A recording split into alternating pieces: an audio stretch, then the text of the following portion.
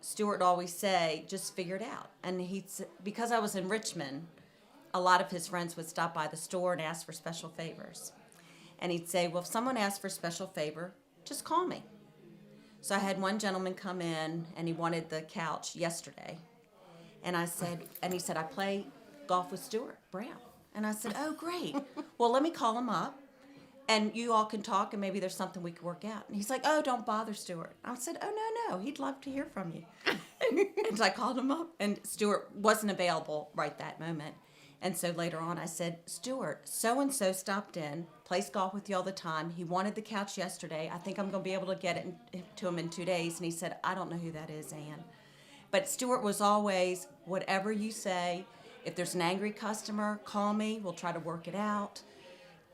Everything can be worked out. And I think that's the biggest thing I've learned. So in life, whenever something doesn't work out, I think there's got to be a way to work it out. We can go around, we can go over, under. Be part of the solution, not part of the problem. Right.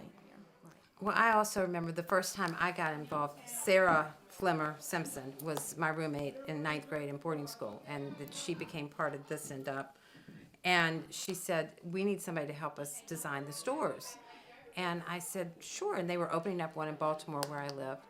And so I came, and there was this reed fencing all over the place. Mm-hmm. And there was this little guy that was trying to put this reed fencing up. And I said, Sarah, who's that? She went, that's Stuart Brown, the president of the company. And I was like, I love that because it just showed that Stuart, here he had this great empire that he was building, but he was right there, hands-on, making sure it was done properly. Mm-hmm. And finally I convinced him to get rid of reed fencing in the stores.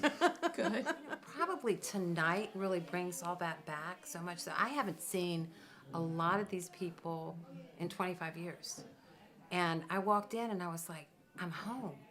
It's like we all came from different directions, had different jobs. I mean, and I worked a lot with Nancy Carey, opening up stores. I worked a lot with Sarah. Then I worked with Dixon, and so many different diverse areas. But we all came together as one big family, and I felt that so much tonight coming back. When I think of the company, so many people in the company were women. There was no fighting. Stuart planned that. Yeah. There was no fighting, no cat fighting, no resentment, no jealousy. Never saw it. We're just interested in helping each other out.